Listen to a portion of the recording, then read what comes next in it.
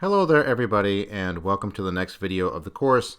In this video we will not be covering any new topics. Instead, we will be combining the fundamental foundational topics that we've seen so far, the topics of loops, if statements, and lists. So this video will try to unify almost all of the material you've seen so far in the course.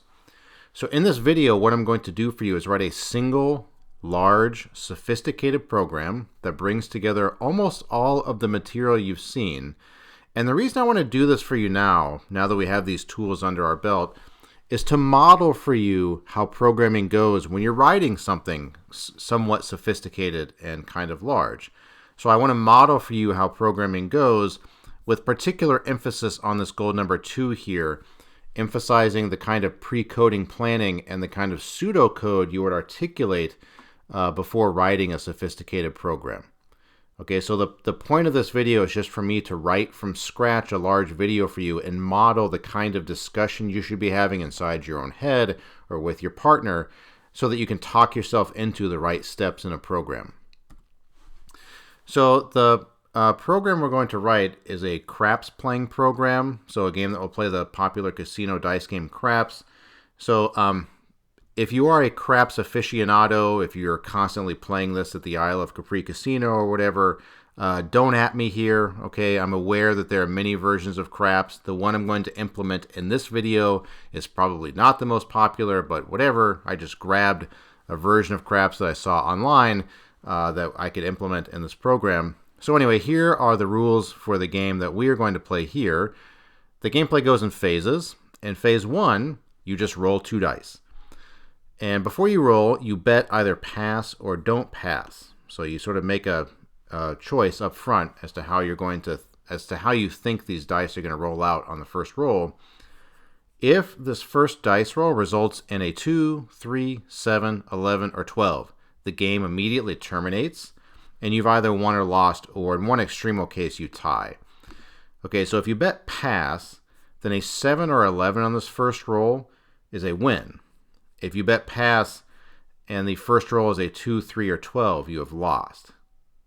Okay, so you've immediately won or immediately lost on this first roll. The don't pass bet is kind of the opposite of the pass bet. I guess that makes sense, right? So don't pass. You win if this first roll is a 2 or a 3, and you lose if the first roll is a 7 or 11. In the don't pass case, for whatever reason, I don't make up these rules, the game is called a push or a tie if the first roll is a 12. So anyway, on the first roll, the game could just terminate, and you win or lose or tie based on this bet that you've laid down. Okay, so what if the roll is something else? What if it's a 4 or a 5 or whatever? So if the first dice roll is something like a 4 or a 5, something not covered on the previous slide, that roll becomes what's called the point, and the game now moves into a second phase. Now what you do in the second phase is you keep rolling the 2 dice until you roll a 7, in which case you lose, or you roll the point, in which case you win. So in the second phase of the game, what you are trying to do is re-roll that first roll that you got. So if your very first roll was a 5, then in phase 2 you're trying to roll a 5 again, and you're trying to do that before you roll a 7. So here's an example. Suppose the player bets pass. If the first roll is a 2, 3, or 12, the game is over. The player loses. Right? Those are the loss outcomes for a pass bet. If the player rolls a 7 or 11 on the first roll, the player wins. Well, suppose the player rolls something else, like a 5. Then we go into a second phase of the game where you keep rolling until you roll a 7, in which case you lose, or you roll a 5, in which case you win. So let's write a program that implements this game. And we'll use a list to record the dice rolls so that we have a record of the game in the form of a list. Okay, so if you want to write a program that lets a user play craps, that's a fairly sophisticated thing to do. I strongly suggest you don't just immediately go to the compiler and start trying to write code. I mean, you can if you want to, but I think you will maximize your chances of writing good code if you do some pre-coding planning, as I have said in multiple previous videos and in person to you, right? It is very important, I think, to articulate precisely how you think the program is going to go. What are the variables you need? Are there loops here, and where would they be? Are there ifs? Where would those be? Are there ifs inside of ifs? Who knows? But you can articulate that all ahead of time, and that will guide the code that you eventually write. So here's a schematic of the program. It seems like a natural first thing to do is to get the bet from the user, either pass or not. We should then roll the 2 dice and record the sum. Okay, so recall, right? On that first roll, there are basically 3 outcomes. I mean, there's a 4th if you include the tie, but anyway, there are basically 3 outcomes. On that first roll, you basically can win, or you can lose, or the game continues into a second phase. So it seems like the most natural thing to do is as soon as you get that first roll, you branch the program, right? There's like a winning branch, a losing branch, and then a keep going branch. So if the dice roll was a 2, 3, or 12, you can check basically pass or not pass and tell the person if they won or lost. Again, with the extremo case of the 12 could be a tie. Anyway, if the roll was a 7 or 11, do the same thing. Just now the win and loss things basically swap places. Otherwise, you got to move on to phase 2. So there are 3 branches, right? We win, we lose, we continue. In phase 2 of the code, we have to keep rolling until we've either re-rolled the original roll, until we roll the point, or we roll a 7. Okay, so since I said the word until, that means there's a loop. So in English, if you ever say the English phrase as long as, or if you ever say the English word until, you need a loop. Okay, you need something to keep repeating until something breaks. Anyway, the code that the loop repeats should be the rolling of the dice, and then recording the dice roll in a list so we have a record of it, and then checking if that roll stops the game. That's the chunk of code that gets repeated. Roll the dice, record what you saw, see if the game stops. At the end of phase 2, we should print all relevant data to the user, like whether they won or lost, and show them all their dice rolls, etc. That's a schematic of this game. You can make this more detailed if you want to, so you might want to start sketching out what precisely the loop looks like right here, like while blah, fill in the blah right here. You could start setting up your if, else structure in English here, right? So I'm not saying you have to do precisely this, but some sort of schematic like this is useful. Okay, now let's hop over to the compiler and start implementing this. Okay, so I've already got my import random here. I need that to roll dice. So we said on the slide, the first thing we should do is get the bet from the user. So if I were you, I'd follow along with this. I mean, you don't have to, but I would if I were you. So initially, we can ask them like, hey, tell us if you want to pass or don't pass or not pass or whatever, okay? So there are their 2 options, right? We've gotten that from them. Once we have their bet, we should roll the dice. So here are the commands to do that. So I roll the first die, choose a random number between 1 and 6. We covered this before. There's my second die roll, and then my first roll is going to be their sum. Okay, so step 1, get their bet. Step 2, roll a couple dice and see what they are, right? So first roll now is a record of what that first roll was. And speaking of a record of the game, let's create a list, and you can call it whatever you want, but I'm just going to call it game record because it's going to be a record of all the rolls. So we've already rolled the dice once, right? So let's throw into that list that first roll. So we have a record of it. Okay, and there we go. So we've actually done a lot in the first few lines. We've rolled some dice, and we've made a record of that roll inside of a list. And this list we will keep building as the game progresses. Okay, so now, in terms of my schematic from the slide, I've already done 2 steps.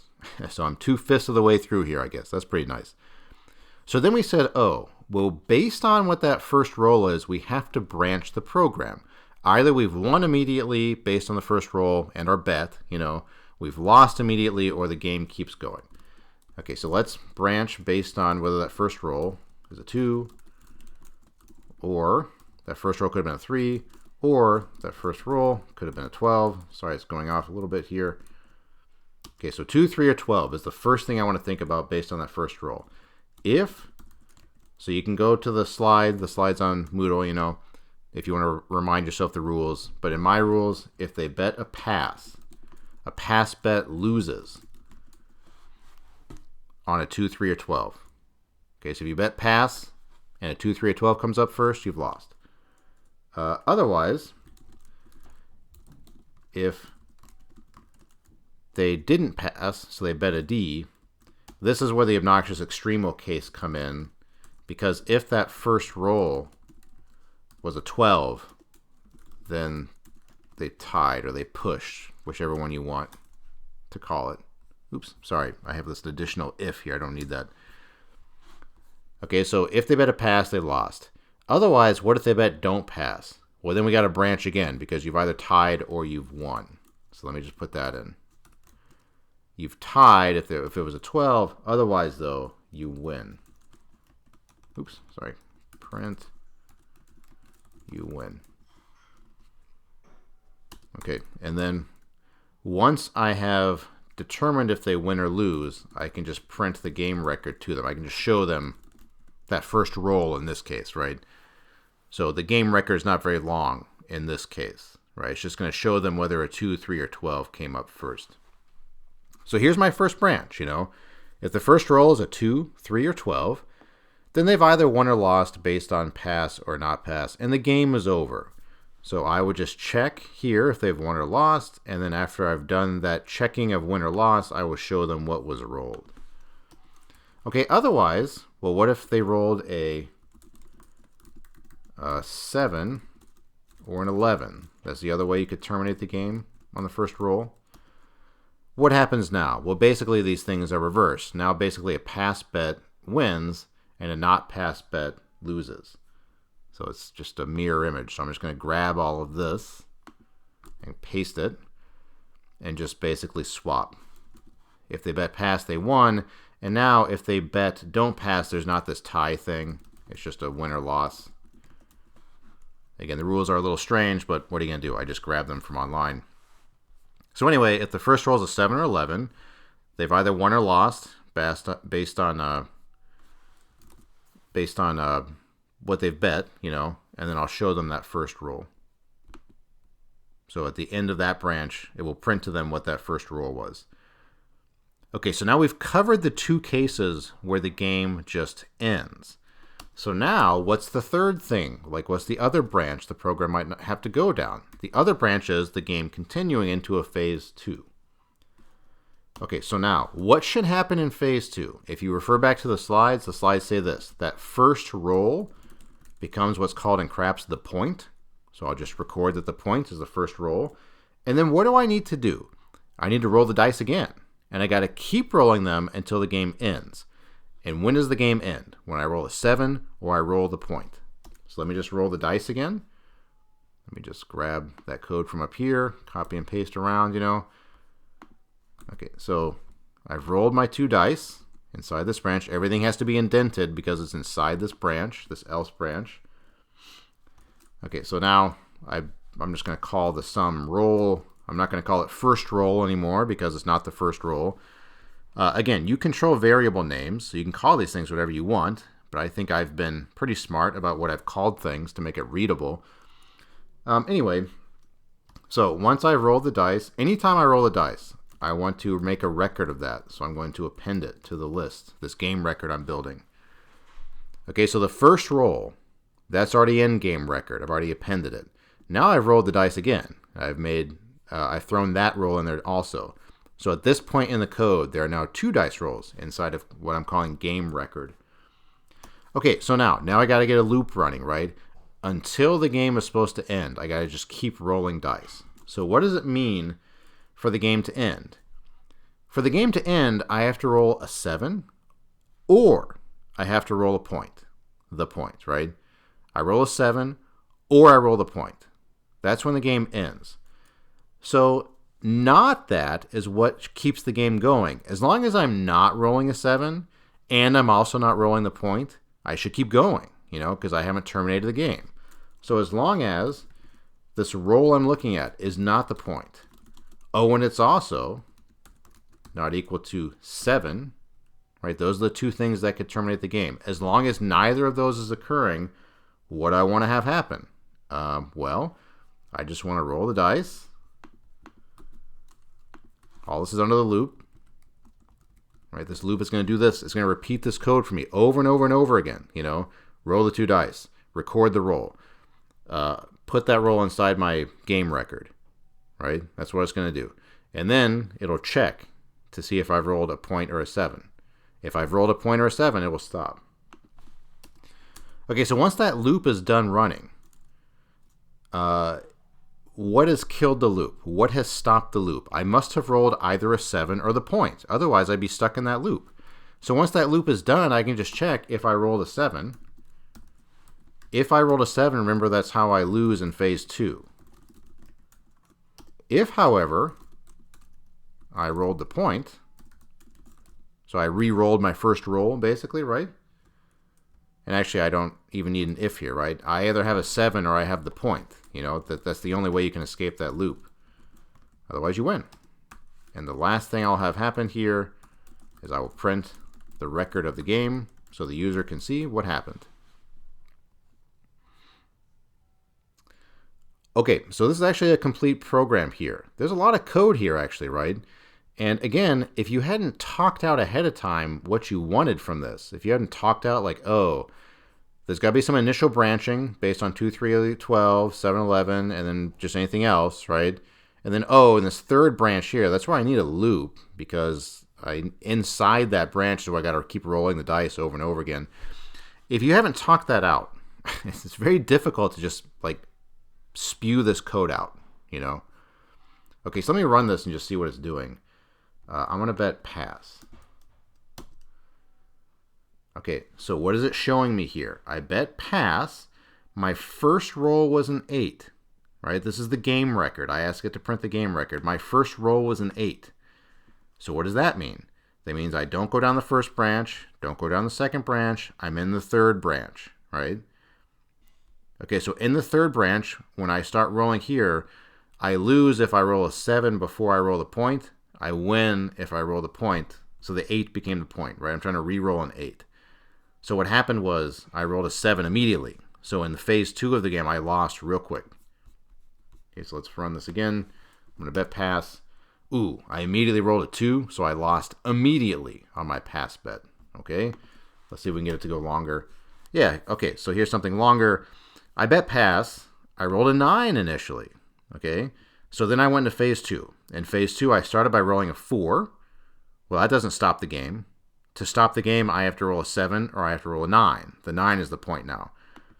Okay, I rolled an 8. That doesn't stop the game. Rolled a 10. Didn't stop the game. Rolled a 7. That did stop the game, and I lost. Let's see if I can ever win off of this.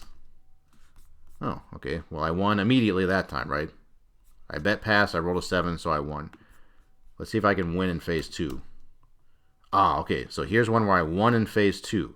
I rolled a 9 initially. That was the point. So all this is a record of phase 2, where if I roll a 7, I lose. If I roll a 9, I win. And notice I rolled a 9 before I rolled a 7, so I won.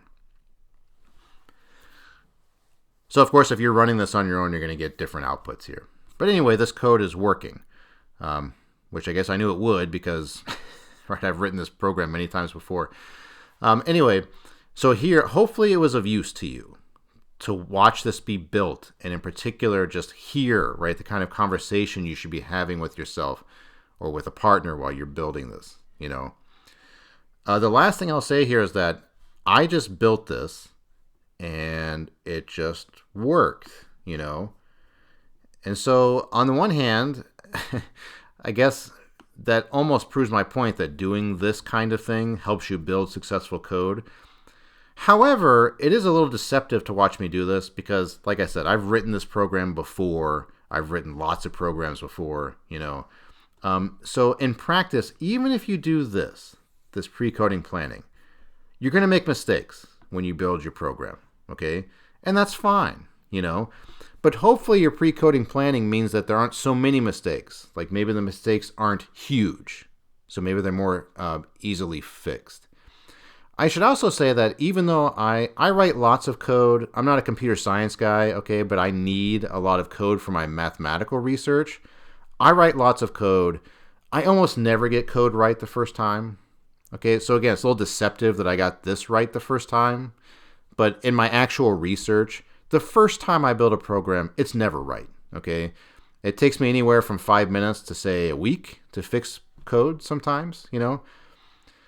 So anyway, I am though able to eventually fix it, and I'm able to minimize my mistakes by doing this kind of thing, by articulating to myself and constantly talking to myself about what the structure of the code should be, what the variables should be, and so on. Okay, so hopefully this was of some use to you.